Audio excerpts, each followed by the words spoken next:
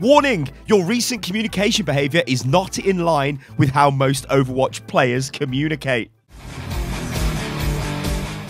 Ladies and gentlemen, hello and welcome to Unit Lost. I am Stylosa. And you remember a while ago where they did the report alert system update, where if you reported somebody, you'd actually get a message if that person was actioned against. So if they got banned, suspended, or whatever, you'd get a message and it said, hey, your actions were great, you helped clean up the Overwatch community.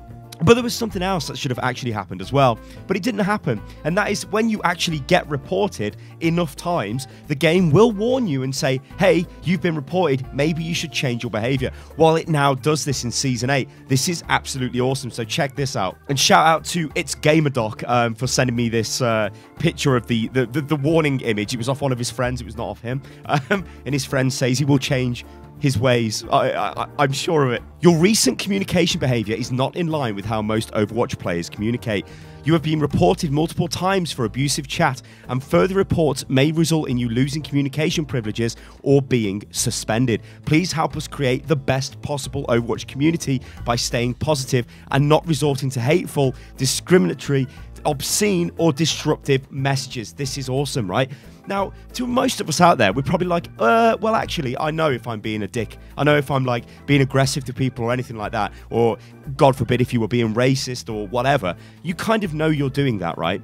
But maybe it just becomes so common that you don't know you're doing it. Well, check this out. This is a tweet I got from Hunter. And this is what he says. New, I like it. Might help such as me start behaving. A warning before ban, nice change. And then we look at the comments on this tweet, and it's pretty good. So I responded with, yeah, this is good stuff.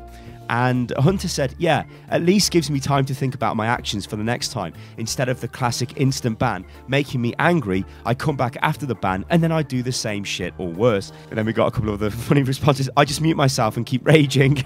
And Hunter says, yeah, well, now I unbinded any keys related to chat, plus muting everything. Now, what interests me here is actual first response, right? The more legitimate response, I think.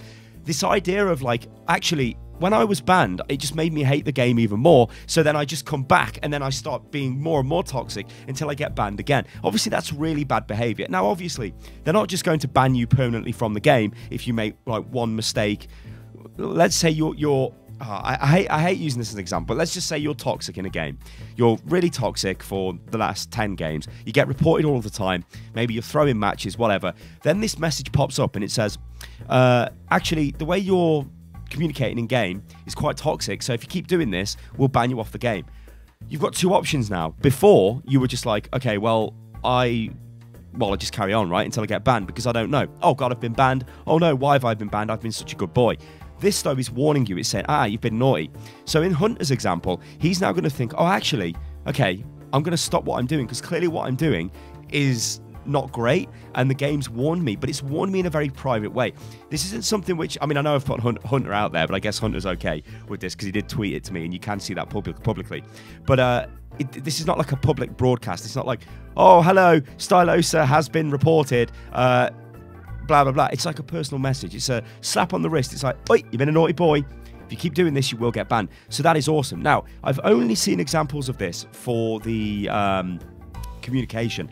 I've not seen it for any of the other, like, bad teamwork or anything like that. I presume they are there. If they're not, that would be a bit weird. But this is a very good system, and this does give me a bit more faith. Now, I've been playing Season 8 competitive. I've played about 19 games, I think, as of recording of this video.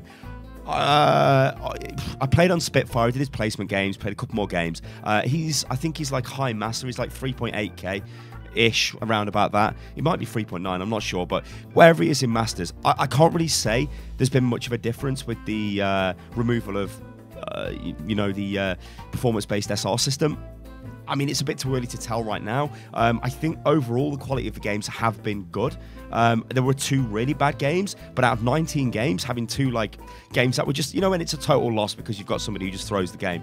2 of those games, 2 of the games were like that, but all the other games are actually pretty good. And in fact, they were pretty close. And I was quite surprised by this because it's the start of the season. And I have seen some horror stories of some people who have been playing against there seems to be a bit of a loophole right now. So if you're like a a high master GM player or whatever, and you can group with like your bronze friend and do placement games, then that's not great. So if you're doing that, don't do it, because it messes the game up for everybody else. Not just for the bronze player who might end up in a much higher rated game, but also for the GM player who might end up in a much lower rated game, and then it's not really fair for all the other players, is it? So there are some little issues like that with competitive, but I think this season isn't too bad at the moment. Like, it isn't a disaster from the get-go, so we're gonna have to see what's going on, but just keep playing more games. I'm doing a bit of an investigation on SR gains at the moment for Diamond and above, because I'm not sure. I mean, it's not a fixed SR gain. It depends on some variables. It depends on the map. It depends on how biased the map is to defenders or attackers. And it depends, I think, on what your team do in the game, like how fast they win the game. So if you like playing on control and you absolutely thrash the enemy team and just go 100%, 100% dead quick, and they don't even touch the point, I think you get more points than you would if you lost a point and then came back like for 2 points for a win, I think. Although don't quote me on that, this is still very early days. Anyway, guys, report warnings is in. My voice is not in, it's totally gone. Hopefully you guys can understand me. But I don't feel ill, I just can't talk. So I need to go drink some more tea. All right, guys, I'll catch you on the next one. You can follow me on Twitter, which is @UnitLostGaming. And, I'll see you on the next one. Toodaloo.